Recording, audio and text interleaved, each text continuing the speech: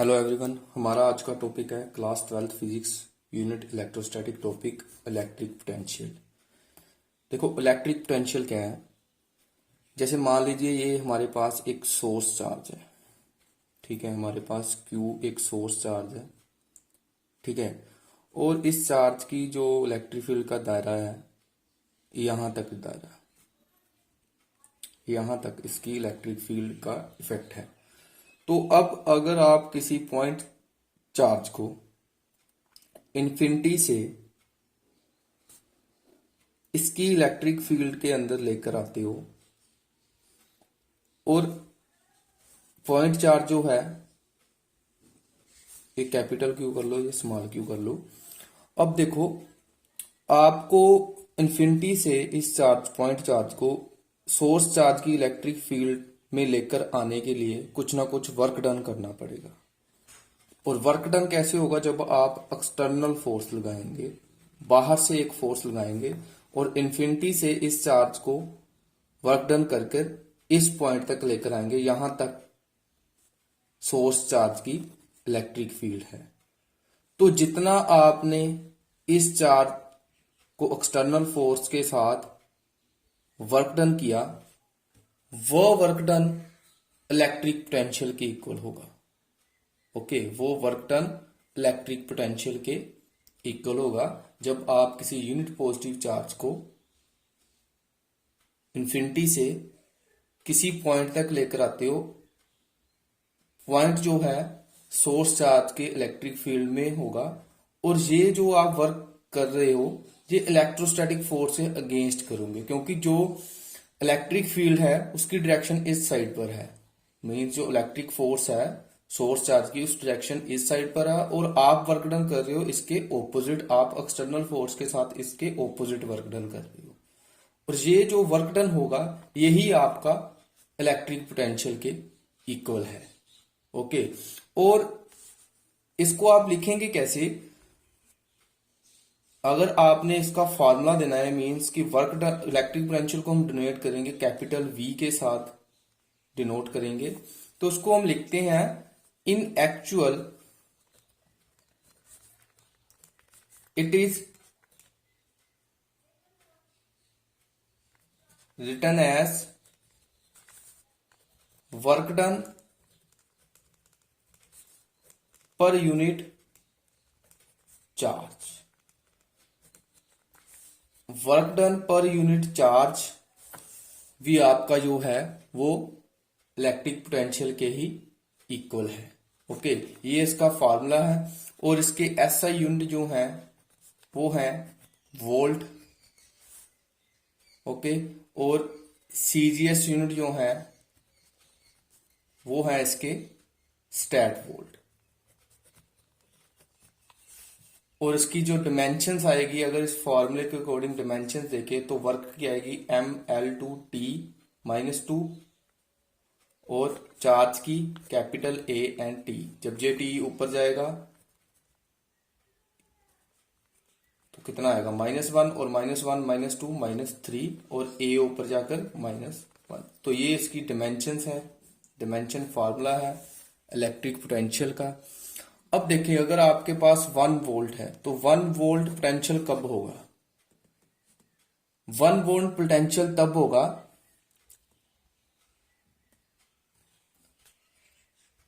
जब आप 1 unit coulomb charge से 1 कूलम चार्ज से 1 कूलम चार्ज को मूव करवा रहे हैं इन्फिनिटी से किसी पॉइंट तक जो कि इलेक्ट्रिक फील्ड के अंदर है।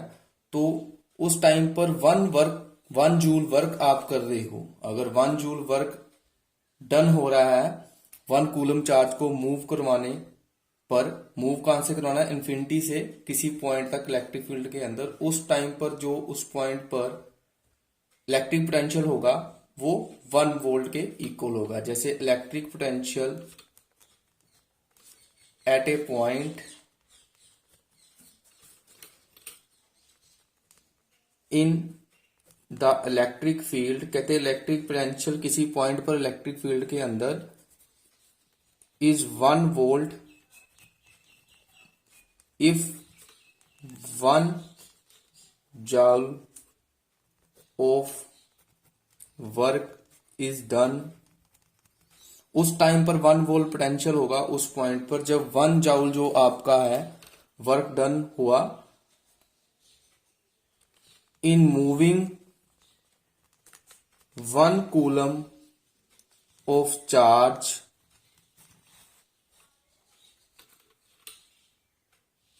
From infinity to that point in the electric field। जब आपने 1 कूलम चार्ज को मूव करवाया इलेक्ट्रिक फील्ड के अंदर इन्फिनिटी से उस पॉइंट तक और 1 जाउल वर्क डन हुआ 1 कूलम को मूव करवाने पर, तो उस पॉइंट पर जो इलेक्ट्रिक पोटेंशियल होगा तब आप बोलेंगे 1 वोल्ट इलेक्ट्रिक पोटेंशियल है।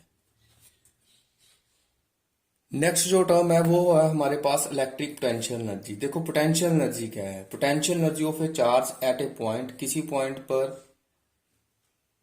पोटेंशियल एनर्जी चार्ज की वो होगी is the work done by external force in bringing the charge from infinity to that point. कहते जब आपने वर्क डन किया एक्सटर्नल फोर्स के साथ उस चार्ज को इन्फिनिटी से उस पॉइंट तक लेकर आने तक जितना आपने वर्क डन किया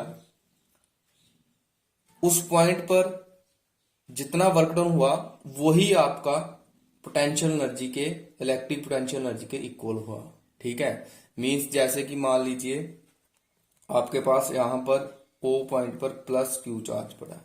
ठीक है, तो अब इन्फिनिटी पर आपका क्यू नोट चार्ज पड़ा है, तो जिस भी पॉइंट पर आपने पोटेंशियल देखना है उस पॉइंट तक लेकर आते आते जितना आपने वर्क डन किया वही आपकी पोटेंशियल एनर्जी के इक्वल होगा। तो अब ये कैलकुलेट कैसे करेंगे, अब मान लीजिए ये जो चार्ज है ये यूनिट चार्ज पर फोर्स लगाएगा एफ वेक्टर इलेक्ट्रोस्टैटिक फोर्स, उसका फॉर्मूला होता है हमारे पास यूनिट चार्ज कितना है क्यू नॉट और इलेक्ट्रिक फील्ड ई वेक्टर। ये इलेक्ट्रोस्टैटिक फोर्स लगाएगा ये आपका जो प्लस क्यू पॉजिटिव चार्ज है इस यूनिट चार्ज के ऊपर, तो ये हमने लिख दिया। अब आपने एक एक्सटर्नल फोर्स के साथ यूनिट पॉजिटिव चार्ज को मूव करवाना, तो जब आपने मूव करवाया इन्फिनिटी से, मान लो मूव करवाते करवाते आप इसको ए पॉइंट तक लेके आ लो। ठीक है, तो फिर ए से वो आ गया बी तक, ए से बी तक का जितना डिस्टेंस है वो हमने मान लिया डी आर वेक्टर। ठीक है, इतना हमने डिस्टेंस मान लिया, ये सारा एक्सटर्नल फोर्स से वो वर्क डन करवा रहा है। तो अगर आपने ए से बी तक स्मॉल वर्क डन कैलकुलेट करना है, ठीक है, तो आपने ए से बी तक जब आपका ये जो यूनिट पॉजिटिव चार्ज है ये ए से बी तक मूव किया तो इसने स्मॉल डिस्टेंस कवर किया और हमने स्मॉल ही वर्क डन कैलकुलेट करना है। तो वर्क डन हम लिखेंगे ए बी। ओके, तो इन्फिनिटी ए से बी तक गया और अब वर्क डन किसके इक्वल होता है, वर्क किसके, फोर्स इंटू डिस्टेंस। फोर्स यहां पर कौन सी लगेगी, अब एक्सटर्नल लगेगी क्योंकि एक्सटर्नल फोर्स के साथ जो है वो मूव करेगा, ये आएगा F external into D R vector.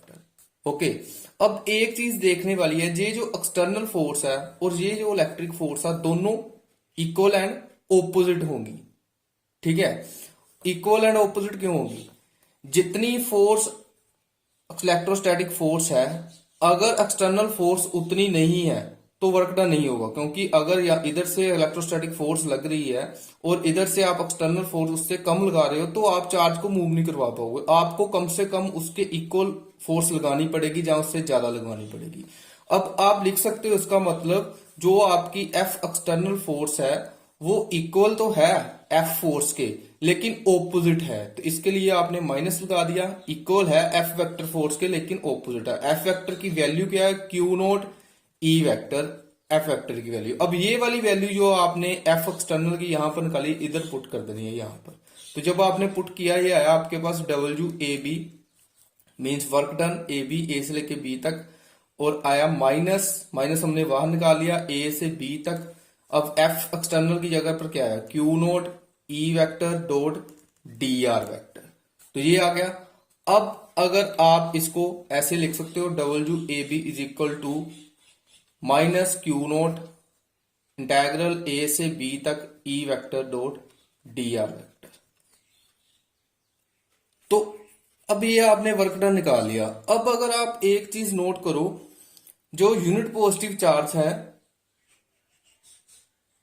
इस पॉइंट पर और इस पॉइंट पर इलेक्ट्रिक पोटेंशियल अलग अलग होगी, ठीक है, क्योंकि यहां इन्फिनिटी से ए तक आने तक उसने अलग डिस्टेंस कवर किया, ए से बी तक जाने के लिए उसने अलग डिस्टेंस कवर किया। अब दोनों में जो है एनर्जी का डिफरेंस होगा, पोटेंशियल एनर्जी का डिफरेंस होगा। तो हम लिखते भी हैं जो वर्क डन है वो किसके इक्वल होता है, एनर्जी के। यहां पर एनर्जी कौन सी है, चेंज इन एनर्जी, तो डेल्टा यू से लिख दें, या फिर आप इसे ऐसे कर दें जो आपकी एनर्जी है वो किसके इक्वल है, you we minus U A. पहले ए पर जितनी एनर्जी थी, फिर ए से बी तक गया, यहां पर जितनी एनर्जी थी, पहले उसने कम वर्क डन किया तो यू ए स्मॉल होगा, और जब यहां तक आया तो एनर्जी उसकी बढ़ गई, ज्यादा डिस्टेंस कवर कर लिया। वर्क डन को हम किसके इक्वल लिखते हैं, चेंज इन एनर्जी के। तो चेंज इन डेल्टा यू को हम ऐसे भी लिख सकते हैं you we minus U A. तो इधर तो सेम रहेगा जो आपने निकाला है, माइनस इंटेग्रल ए से B E vector dot D R vector. एक ये फार्मूला बन गया आपका, work done is equal to change in potential energy minus integral A vector dot D R vector.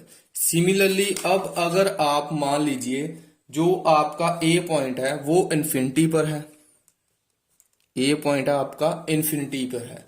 अगर आपका ए पॉइंट इन्फिनिटी पर है, जहां जहां पर आपका ए है वहां पर आप इन्फिनिटी कर दोगे, तो ये U B minus U infinity minus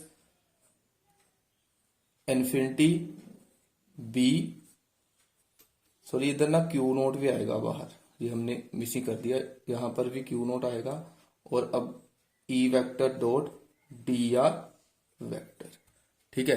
अब यू इन्फिनिटी जो है क्या है, 0, ठीक है। तो ये आपका जो वैल्यू है 0 कैसे यू इन्फिनिटी, क्योंकि जो इन्फिनिटी पर इलेक्ट्रिक पोटेंशियल जो है वो आपकी 0 होगी, जो इन्फिनिटी पर आपकी इलेक्ट्रिक पोटेंशियल है वो 0 होगी। तो ये आपके पास क्या आएगा, यू बी इलेक्ट्रिक पोटेंशियल किसी पॉइंट पर, बी पॉइंट पर, उसका फार्मूला क्या बन गया, माइनस क्यू नोट इन्फिनिटी से बी, जिस पॉइंट तक आपने जाना है, ई vector dot D R vector. और इसको आप ऐसे भी लिख सकते हो, वर्क डन जितना आपने इन्फिनिटी से बी तक आपने जितना वर्क डन किया है, इधर इन्फिनिटी आएगा और यहां पर बी आएगा, जितना आपने वर्क डन है, क्योंकि आपकी जितनी पोटेंशियल एनर्जी होगी वही वर्क डन के इक्वल है। तो ये दोनों फार्मूले जो हैं आगे जाकर यूज होंगे आर्टिकल्स में। ये आपने वर्क डन और पोटेंशियल एनर्जी का फार्मूला कैलकुलेट कर लिया।